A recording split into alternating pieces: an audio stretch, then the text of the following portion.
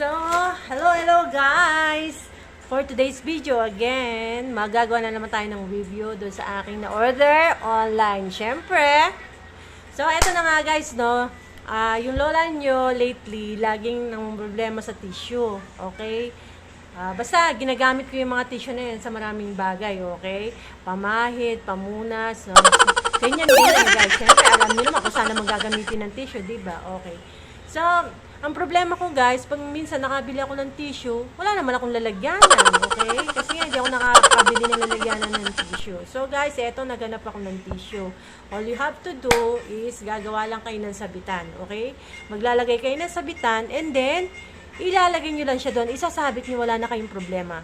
So, itong ano na to guys, itong tissue na to, ang dami niya is 1,200 plus sheet of tissue. Okay, guys?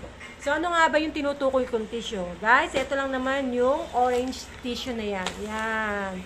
So, marami yan, guys, na nagkakatalo lang sa logo nila. Pero, pare-parehas sila ng gantong klase ng tissue. So, ang tawag dyan, mga orange tissue. Okay?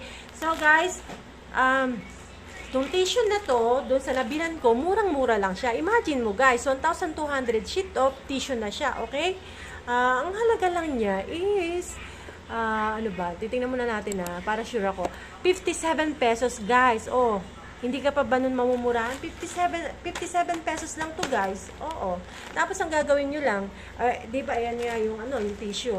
Tapos meron lang siyang rito na bubutasin mo lang, nakahiwa dyan. And then, dyan mo hahatakin yung mga tissue. So, ipapakita ko sa inyo kung paano ko siya nilagay. So, kung nakikita nyo to guys, naglagay lang ako nyan dyan. And then, sinasabit ko lang siya ng ganyan guys. Diba? Tapos, hahatakin mo lang yung tissue dyan. Tuloy-tuloy na yan guys. Oh.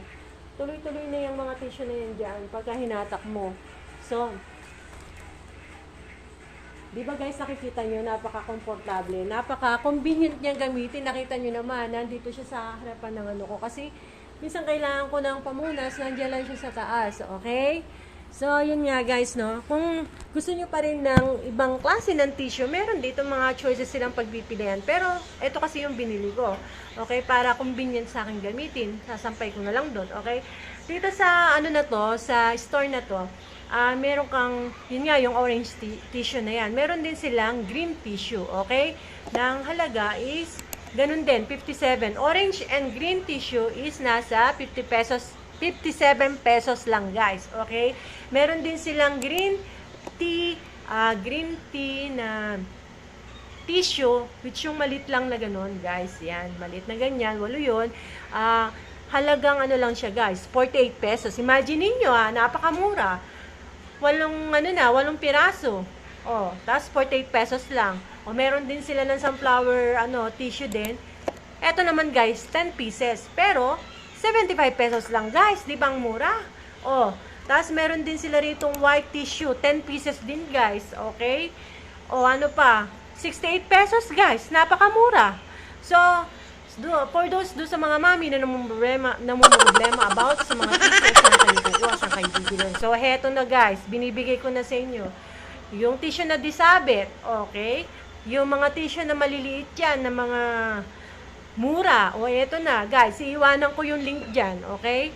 Umorder ka na, i-click mo lang yan, yung nasa taas na yan, i-click mo yan.